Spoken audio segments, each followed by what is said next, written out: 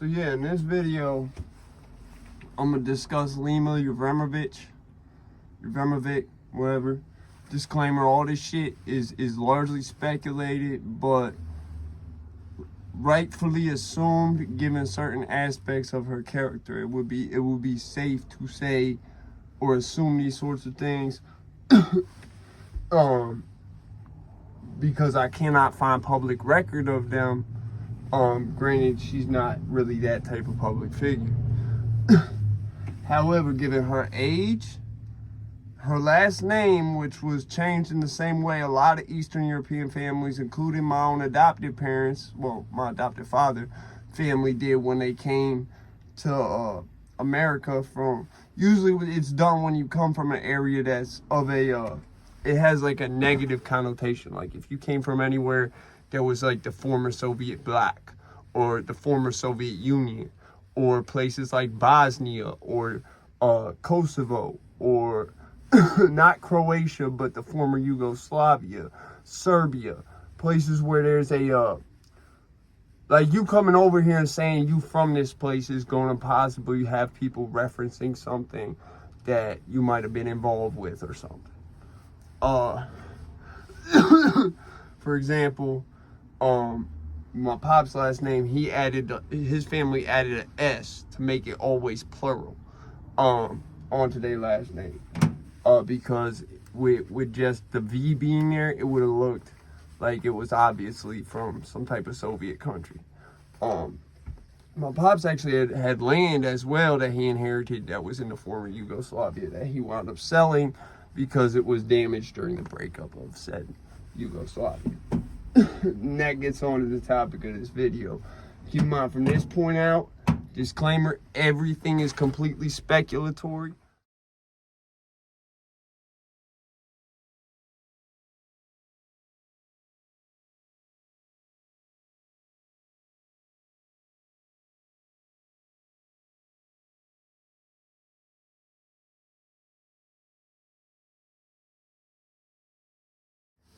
So, Lima Jevromovic,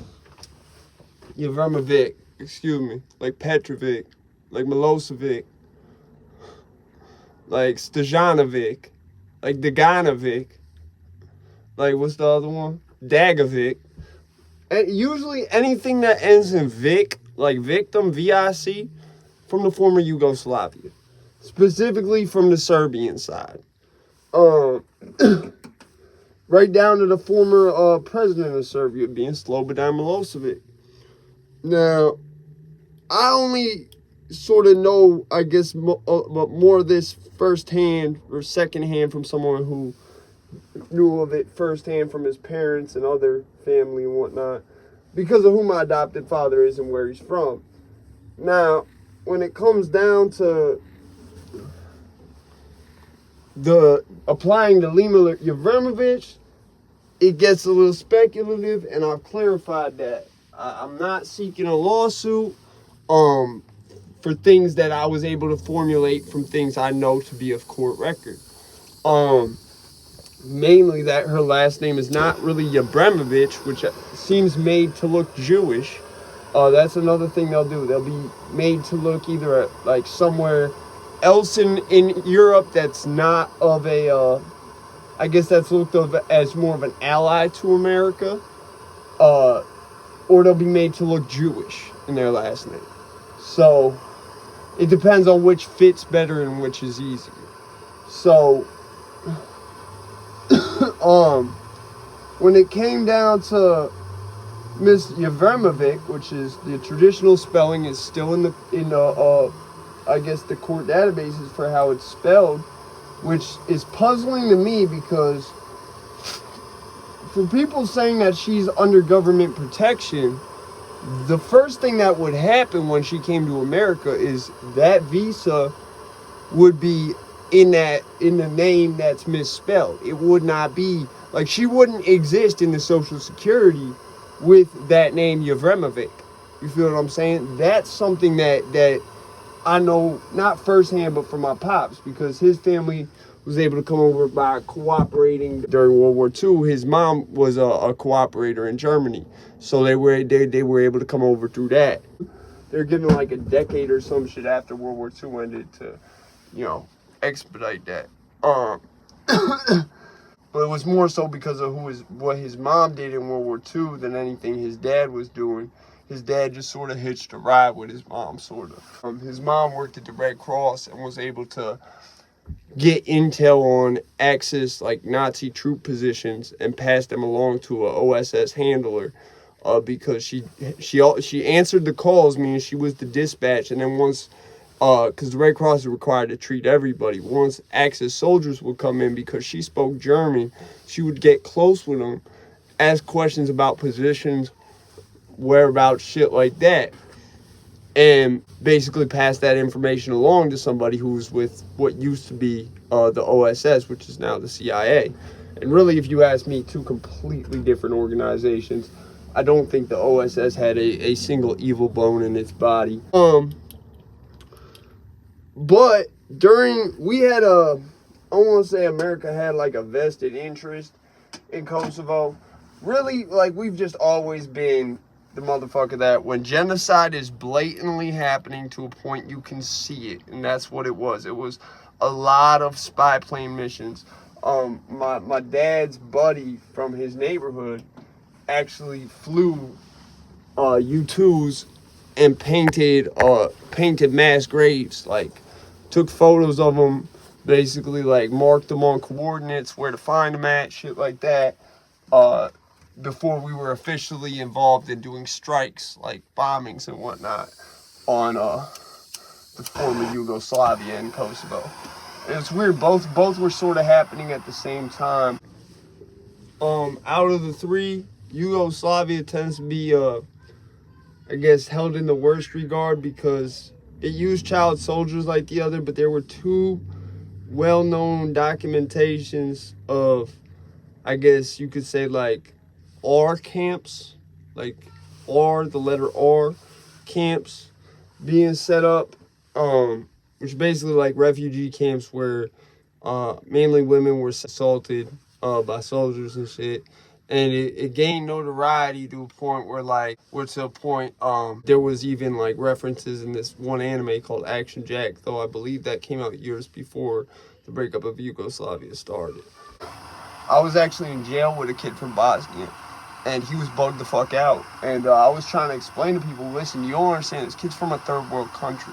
Because he was doing shit like drinking out the urinals, and at one point, right before he got removed from the dorm, he said that whatever we had for lunch, which was trash, like his mom used to make, but it was better than his mom used to make.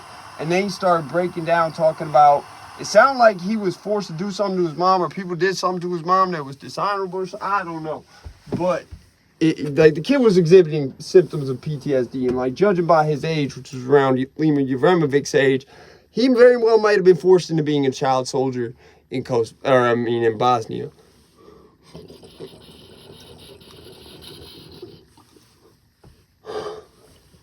But when you're in a dorm surrounded by people who know nothing about this, because I don't think there was another person with any type of, that's not even my lineage, that's my adopted parents, it's my adopted father lineage, like, so I don't think there was anyone else in that dorm with anyone in their family who had any knowledge of that or anything like that. So them just looked bugged out. Like, it looked like the kid was off his shit. And really, I think it was just, like, he had an accent, too. That's the thing. When they come over, a lot of times when they come over as a kid, like I know it's from my dad, they lose the accent. The accent don't develop. With the age of Lima Jevromovic, she would have been like a kid during the breakup of Yugoslavia. People from that Baltic, Yugoslavia, Latvia, all them regions around that sort of Eastern European, but just out of the reach of Russia area, Romania, shit like that, tend to have a certain knowledge of the dark arts. Like, they tend to have a certain knowledge of crystal ball related shit. And I'm not saying that that's what her program involves, but I know that there's been disputes on whether we took people from, I know we took them as refugees, but it's been disputed as to whether any of them were granted citizenship. And if Lima Jevromovic was a kid, at best case scenario, was evacuated before anything could happen. That's not what I'm thinking happened. And I'm only so sure on her coming from the former Yugoslavia because of the Ovic in the last name. The fact that there is no B. They added the B and they added the H. It's Jevromovic. That 2 V's shit is extremely like Yugoslavian former Soviet Union shit. When you see 2 V's in a word and they're used like how you'd use a B or an N or something. So when I saw that the government even recognized her name as this, that immediately sent bells off in my head that, okay, I don't think she's a government asset. I think she might be working that off and trying to get there, but even with that, the first thing they're going to do is they're going to create a new U in the system with that cover name. If you're a defector. I don't know about for refugees if that's different. I'd imagine it would be. But for any cooperators or defectors, that's the first thing they do, so that when they get you here, people can't just, they're not going to think of what letter just to add on. They're going to look for you. You know, another thing they'll do is they'll take names and, like, if you have an Al dash something, like a lot of Middle Eastern people do, they'll find a way to flip that into something Al dash something else. So, and I've seen them do that with someone who I had beef with, who I know told on some people. So, yeah. Like I said, it just come down to, like I said, it's all speculative. I don't mean no harm by this. But the thing about the Grand Theft Auto games that I think captures the mainstream success in a big way is they didn't start getting them sales till after GTA 3. Like, GTA 3 was the first time they really got them sales.